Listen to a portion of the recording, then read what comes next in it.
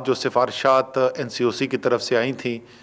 उनको भी NCC के सामने रखा गया और उसके बाद फ़ैसले किए गए हैं। मैं जो तफसीलात हैं कि सूरत हाल क्या हो रही है वो मैं फ़ैसले सुनाने के बाद फिर आपसे फैसल सुल्तान साहब से कहूँगा कि ज़रा सी आपको इसका अंदाज़ा दे लें ताकि लोगों को एक बेहतर आगाही हो सके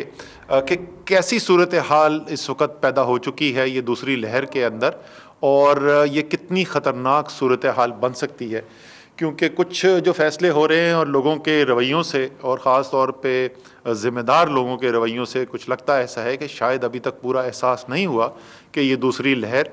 कितनी ख़तरनाक हो सकती है पाकिस्तान के लिए, जैसा कि हमने दुनिया के कई ममालिक के अंदर देखा है कि दूसरी लहर जो है वो पहली लहर से भी ज़्यादा मोहलक साबित हुई है।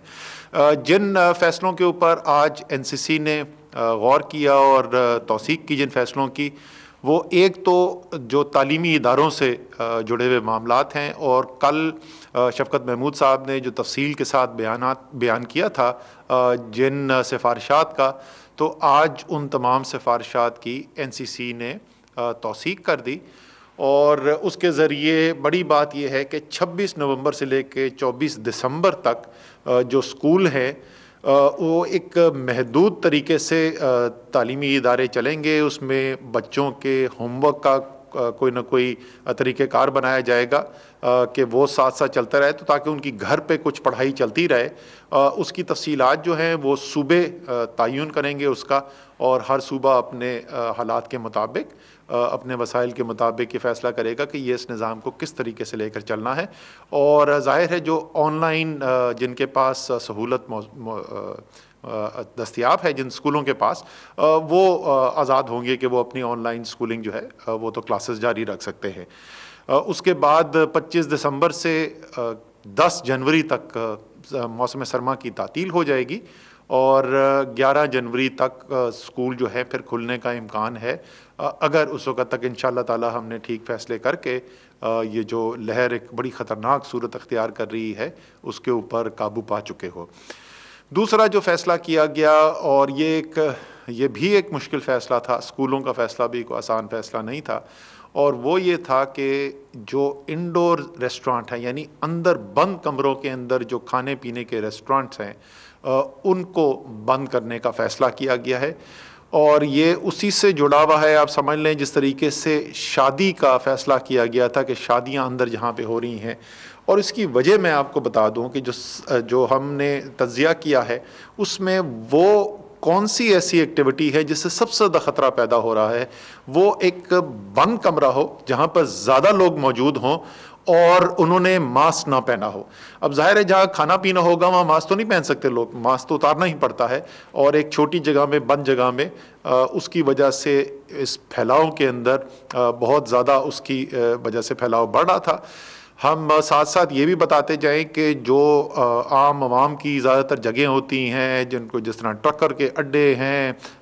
ढाबे जिनको उर्फ़ आम में कहा जाता है, ये पाबंदी उसके ऊपर नहीं होगी जो खुले हुए हैं। और इसकी पूरी तफसीलात NCOC जो है वो कल वाज़े करके सूबाई हुकूमतों को भिजवा देगी कि कौन से रेस्टोरेंट्स के ऊपर इसका इतलाक़ होता है और कौन से जो हैं उसके बावजूद खुले रह सकते हैं। तीसरी चीज़ जिसका ज़िक्र किया गया, जिसके ऊपर बातचीत हुई, वो ये थी कि ज़ाहिर है पाकिस्तान में माशाल्लाह मस्जिदें आबाद हैं, बड़ी तादाद में पाकिस्तानी जो हैं वो अपनी नमाज जो है मस्जिद जाकर पढ़ते हैं। और अगर आपको याद हो कि रमज़ान के अंदर ये बड़ा इशू जो है डिस्कस किया गया था, बहुत बड़ी तादाद में मुसलमान ममालिक ने मसाजिद बंद कर दी थी, लेकिन अल्हम्दुलिल्लाह पाकिस्तान के अंदर मस्जिदें आबाद रही थीं, तरावी भी हुई, नमाज भी चलती रही। और मुझे इसकी बड़ी खुशी है, और मैंने इसका पहले भी कई दफ़ा ज़िक्र किया है कि पाकिस्तान में जो मुख्तलिफ़ सरगर्मियाँ थीं जिसके अंदर हमने देखा कि हिफाजती तदाबीर या SOP की कंप्लाइंस जो है वो कहाँ ज़्यादा अमल दरामद हो रहा है, तो उनमें से एक मसाजिद भी थी, और हमारे उलमा जो है उन्होंने उसके अंदर एक बड़ा किरदार अदा किया। लेकिन वो लोग जो मस्जिद जाते हैं नमाज़ पढ़ने के लिए, उनको पता होगा कि पिछले 1-2 माह से जो है वो आहिस्ता आहिस्ता हिफाजती तदाबीर के अंदर कमी आती गई है। तो ज़रूरत ये महसूस की गई है, क्योंकि एक बहुत बड़ी तादाद में पाकिस्तानी जो हैं वो मसाजिद जाके नमाज़ पढ़ते हैं, کہ تمام صوبائی حکومتوں سے کہا گیا ہے کہ صوبائی انتظامیہ جو ہیں وہ اپنے صوبے کے جو علماء ہیں، جو جید علماء ہیں، جو ایسے لوگ ہیں جن کی بات سنتے ہیں، جن کی بات پر ہدایات پر عمل کرتے ہیں، ان کو بلایا جائے اور ان سے جس طریقے سے پہلے رمضان کے شروع میں ہم نے کیا تھا اسی طریقے سے دوبارہ ایک دفعہ درخواست کی جائے کہ وہ بھی یہ پیغام جو ہے وہ تمام پاکستانیوں تک اور تمام نمازیوں تک پہنچائیں، اور تاکہ ہماری مساجد جیسے پہلے آباد رہیں اور بھری رہیں، اسی طریقے سے ہماری نماز اور عبادت بھی چلتی رہے اور لوگوں کی صحت کی بھی حفاظت ہو سکے۔ آخری چیز جس کے اوپر بات چیت کی گئی وہ تھی جو بڑے اجتماعات ہو رہے ہیں، اور ظاہر ہے اس کے اوپر پابندی لگا دی گئی ہے۔ این سی او سی نے یہ پہلے فیصلہ کیا تھا، اس کے بعد این سی سی نے اس فیصلے کی توثیق کی، اور یہ فیصلے جو ہیں وہ ضروری ہے یاد دہانی کرانے کے لیے کہ اسلام آباد ہائی کورٹ ان فیصلوں کی توثیق بھی کر چکا ہے، اور انہوں نے تو بڑا واضح ایک فیصلہ آیا ہے کورٹ کا جس کے اندر یہ کہا گیا ہے کہ یہ جو فیصلے کیے جا رہے ہیں این سی او سی سے، این سی سی سے، لوگوں کی صحت عامہ کا خیال کرنے کے لیے یہ حتمی فیصلے ہیں اور ان پہ عمل درآمد کرنا ضروری ہے۔ بدقسمتی سے ہم دیکھ رہے ہیں کہ ابھی بھی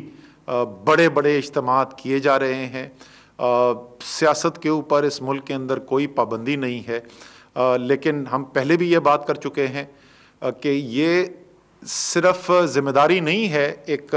لیڈر ہوتے ہوئے، ایک سیاسی لیڈر ہوتے ہوئے کہ آپ قوم کو آگاہی پیدا کریں، آپ لوگوں کے اندر وہ شعور پیدا کریں جس سے سارے پاکستان میں جو لوگ بستے ہیں ان کی زندگی کی حفاظت کی جا سکے، ان کی صحت کی حفاظت کی جا سکے اور ان کے روزگار کی حفاظت کی جا سکے، کیونکہ ہم نے دیکھا ہے جب کرونا زیادہ پھیل جاتا ہے تو لوگوں کا روزگار بری طریقے سے متاثر ہوتا ہے، اور ہم نے یہی حالات جو ہیں وہ تمام دنیا کے اندر دیکھے ہیں۔ دنیا کے امیر ترین ممالک کے اندر ہم نے دیکھے ہیں لوگوں کی کروڑوں کی تعداد میں روزگار چھنتے ہوئے۔ ہم نے بھارت کے اندر دیکھا ہے، ہمارا ہمسایہ ملک ہے، کہ کتنی بری طریقے سے لوگوں کا روزگار متاثر ہوا، اور جب بالکل شروع میں ہم نے لاک ڈاؤن کیا تھا تو ہمیں پتہ ہے کہ ہمارا غریب جو ہے، ہمارا دہاڑی دار جو ہے، ہمارا متوسط طبقہ جو ہے وہ کتنی بری طریقے سے متاثر ہوا تھا۔ یہ ہم نہیں چاہتے، ظاہر ہے کوئی بھی یہ نہیں چاہتا کہ ایسی صورتحال پیدا ہو جہاں لوگوں کا روزگار چھن جائے، لوگوں کی صحت جو ہے اس کے مسائل پیدا ہوں۔ اور اگر میں تو ایک سیاستدان کے طور پہ بھی اگر میں سوچوں تو میری تو سیاست غرق ہو جائے گی اگر میں نظر آتا ہوں ایسے کام کرتے ہوئے جس سے لوگوں کی صحت، جان و مال، ان کی روزگار خطرے کے اندر پڑتی ہے۔ تو میں ایک دفعہ پھر اپیل کروں گا، اسپیکر صاحب جو ہیں، ہم نے این سی او سی سے اسپیکر صاحب کو خط لکھا تھا، درخواست کی تھی کہ پارلیمان کی جو کمیٹی ہے اس کا اجلاس بلایا جائے، جو کرونا کے لیے خصوصی طور پہ جو کمیٹی قائم کی گئی تھی۔ کل انہوں نے اجلاس رکھا ہے، امید ہے کہ تمام سیاسی پارٹیز جو ہیں ان کی لیڈرشپ وہاں پر آئے گی اس اجلاس کے اندر، اور ہم بیٹھ کر یہ فیصلہ کر سکیں کہ کس طریقے سے پاکستان کے عوام کی صحت، پاکستان کے عوام کے روزگار کو سیاست سے جدا کیا جائے، اور سیاست بھی چلتی رہے۔ ہمیں مقابلہ کرنے میں، سیاسی مقابلہ کرنے میں کوئی پریشانی نہیں ہے۔ تو ایک یہ بھی چیز اس کا وزیر اعظم نے خاص طور پہ ذکر کیا کہ اس کے اوپر بھی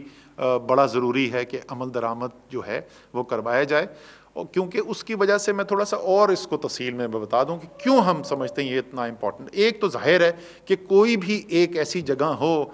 جہاں ہزاروں لوگ، 10,000، 20,000، 40,000 لوگ جو ہیں ایک جگہ جمع ہوں، تو اس سے وبا کا پھیلاؤ کا کتنا خطرہ ہوتا ہے۔ اس کی مثال صرف آپ اس سے دیکھ لیں کہ آج سندھ کی نمائندگی کر رہی تھیں این سی سی کی میٹنگ کے اندر ہیلتھ منسٹر جو ہیں ڈاکٹر عذرا پیچھیو، اور انہوں نے کہا کہ احساس کا جو غریب ترین پاکستانیوں کو ریلیف فراہم کرنے کا جو پروگرام ہے، وزیر اعظم نے فیصلہ کیا تھا کہ دوبارہ سے اس کا ایک اگلا راؤنڈ شروع ہو رہا ہے، جس میں دوبارہ لوگوں کو جس طریقے سے پہلے ان کی مالی معاونت کی گئی تھی ایسے ہی دوبارہ سے کام کیا جائے اور مزید مالی معاونت کی جائے، اور انہوں نے کہا اس سے صحت کے لیے بڑا خطرہ پیدا ہو سکتا ہے۔ اب ایک جگہ جہاں پہ چند 100 لوگ موجود ہیں، جہاں پہ ایس او پی کا انتظام بھی کیا جا سکتا ہے، اگر وہاں سے خطرہ پیدا ہو سکتا ہے تو ایک جگہ جہاں پہ 20,000، 30,000، 40,000 لوگ ہیں تو وہاں سے آپ سوچیں کہ کتنا خطرہ پیدا ہو۔ تو ایک تو یہ براہ راست خطرہ ہے۔ اس سے زیادہ اہم جو چیز ہے وہ یہ ہے کہ جب میں یہ دیکھتا ہوں، میں گھر بیٹھا ہوا ہوں، میں ایک سیاسی پارٹی کا ووٹر ہوں، میں کسی شخص کو اپنا لیڈر مانتا ہوں، جب میں وہ دیکھتا ہوں کہ وہ سیاسی لیڈر جو ہے وہ جلسے کر رہا ہے اور وہ 20-20 30-30 ہزار لوگوں کو بلا رہا ہے، تو میں کیا سمجھوں گا کہ کیا مجھے واقعی میں کوئی حفاظتی تدابیر پر عمل کرنا چاہیے؟ کیا واقعی میں میرے لیے کوئی خطرہ ہے؟ تو یہ جو بلا واسطہ جو اس کا اثر ہے وہ اس کے بالواسطہ اثر سے کہیں زیادہ اہم ہے۔ تو پھر جیسے میں نے کہا کہ میری تو اپنی ذاتی طور پر بھی اپیل ہوگی تمام لیڈرشپ سے، اور کل کی میٹنگ جو ہے پارلیمان میں جو بلائی گئی ہے، امید ہے اس کے اندر کوئی اچھے فیصلے کیے جائیں گے۔ میں تفصیل کے لیے جو صورتحال ہے فیصل سلطان صاحب سے ریکویسٹ کروں گا، لیکن صرف اس بات پہ، موٹی بات پہ میں ختم کرتا ہوں کہ صورتحال کتنی خطرناک ہے، اور میں یہ یاد دہانی کرا دوں کہ یہ اسد عمر اور فیصل سلطان آج نہیں کہہ رہے، ہم نے اکتوبر کے پہلے جو حصہ اشرا تھا، جس وقت پاکستان میں کیسز کی پازیٹیوٹی ریشو 2% کے قریب تھی، جس وقت پاکستان میں اموات 6 7 8 یومیہ سے زیادہ نہیں ہو رہی تھی، اس وقت ہم نے یہ وارننگ دینی شروع کی تھی کہ دیکھیں آگے صورتحال ادھر جاری ہے اور ضرورت ہے احتیاط۔ ہم پہنچ گئے ہیں جہاں پر 1750 سے زیادہ ہمارے ملک کے اندر لوگ جو ہیں وہ آکسیجن ان کو درکار ہے، وہ مختلف ہسپتالوں کے اندر ہیں، جو کوئی لو فلو آکسیجن پہ، کوئی ہائی فلو آکسیجن پہ، اور کوئی وینٹیلیٹر کے اوپر ہے۔ جب جون کے اندر سب سے زیادہ برے حالات ہوئے تھے، اور آپ کو یاد ہوگا کہ اس وقت کیا صورتحال تھی، لوگوں کو یہ خطرہ ہوتا تھا کہ بیڈ ملے گا یا نہیں ملے گا، آکسیجن جس کو درکار ہے وہ ملے گی بھی کہ نہیں ملے گی، تو اس وقت تقریباً 3300 سے 3400 لوگ آکسیجن کے اوپر مختلف ہسپتالوں میں تھے۔ جس رفتار سے پچھلے 3 ہفتے کے اندر ہم نے یہ اضافہ ہوتے ہوئے دیکھا ہے، اگر اسی رفتار سے یہ اضافہ ہوتا رہا، اور کوئی وجہ نہیں ہے کہ یہ اسی رفتار سے نہ ہوتا رہے، اگر ہم نے رویے نہیں بدلے اور حفاظتی تدابیر پر عمل نہیں کیا، تو آج سے صرف 2 ہفتے کے بعد ہم اسی صورتحال کے اندر ہوں گے جہاں جون میں جو پہلی پیک تھی اس وبا کی پاکستان کے اندر، وہ صورتحال تھی۔ خدا نخواستہ ہم وہاں جا رہے ہیں، اس لیے تمام پاکستان سے اپیل ہے، اس سے زیادہ آسان نسخہ کوئی نہیں ہو سکتا۔ حفاظتی تدابیر اتنی آسان، مصافحہ کرنے سے گریز کریں، سلام کر لیں، عزت سے لوگوں کو مل لیں، اپنے باہر جہاں پر جائیں جہاں زیادہ لوگ موجود ہوں، یا کسی بند جگہ میں جہاں زیادہ لوگ بیٹھے ہوئے ہوں، ماسک پہن لیں، جب بھی موقع ملے یا ہاتھ دھو لیں صابن سے یا سینیٹائزر استعمال کر لیں، اور دوسرے جتنے لوگ ہیں ان سے ذرا سا فاصلہ رکھیں۔ اس سے سستا، اس سے آسان حفاظتی تدابیر کیا ہو سکتی ہیں؟ یہ اگر آپ کر لیں اتنی آسان سی چیز، تو جس طریقے سے اللہ تعالیٰ نے پہلے پاکستان کی حفاظت کی تھی، آگے بھی بہتر حالات رہیں گے۔ اور اگر اس پہ حفاظت نہیں کرتے تو کیا نقصان ہو سکتا ہے جو ہم نے تمام دنیا کے اندر دیکھا۔ بھارت کے اندر اس وقت 1,30,000 لوگوں سے زیادہ کی اموات ہو چکی ہے، دنیا کے اندر کروڑوں لوگوں کی روزگار چھن گئی ہے۔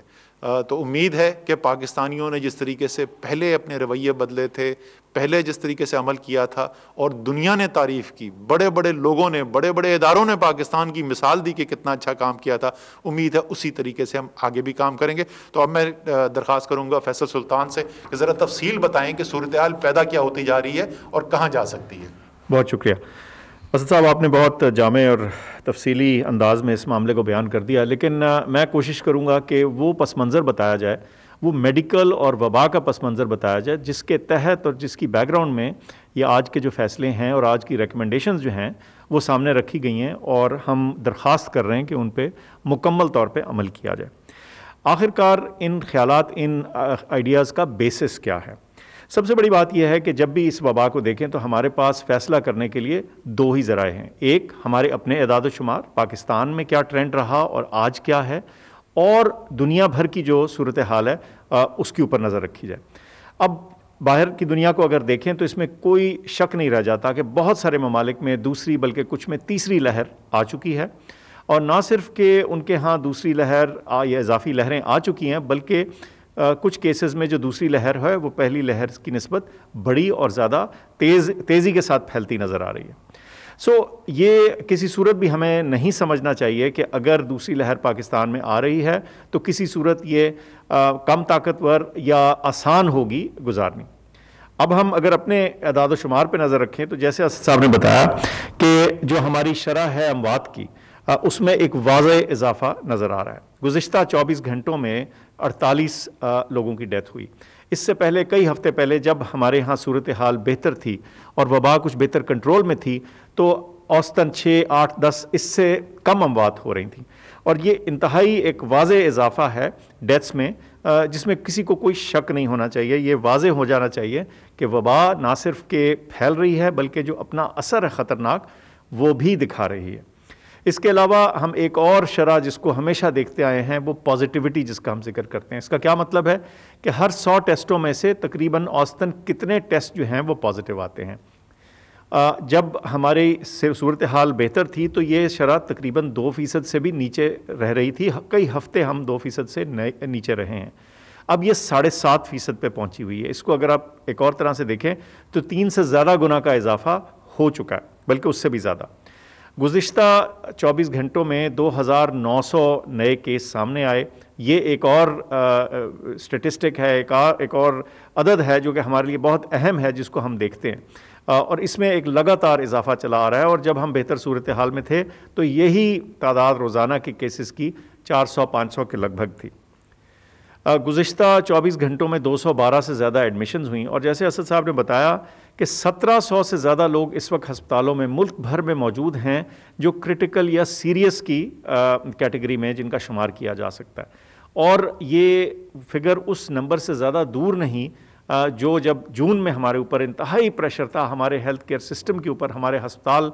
بھر رہے تھے، ہمارے جو ہیلتھ کیئر ورکرز ہیں، ہمارے ڈاکٹرز اور نرسز، ان پہ شدید دباؤ تھا اور ان کے اوپر رسک تھا۔ تو اس وقت کیا وہ تعداد تھی ایک وقت میں جو کرٹیکل مریضوں کی؟ یہی 3200-3300 اس رینج میں۔ تو آج 1700 ہے، ہم اس کے قریب پہنچ رہے ہیں، اور ہر روز اس نمبر میں اضافہ ہوتا چلا جا رہا ہے۔ تو باوجود اس کے کہ ہمارے تمام ہسپتالوں میں، ملک بھر کے ہسپتالوں میں اضافی وینٹیلیٹرز، بیڈز، آکسیجن کی فراہمی یقینی بنائی گئی ہے، لیکن ہم یہ نہیں چاہتے کہ یہ بڑھتے ہوئے جو اعداد و شمار ہیں، بڑھتے ہوئے بیمار مریضوں کی تعداد جو ہے وہ اتنی ہو جائے کہ خدا نخواستہ ہمارے ہسپتال جو ہیں وہ اس سے اوور فلو کرنا شروع ہو جائیں۔ اب بات یہ ہے کہ وہ تمام چیزیں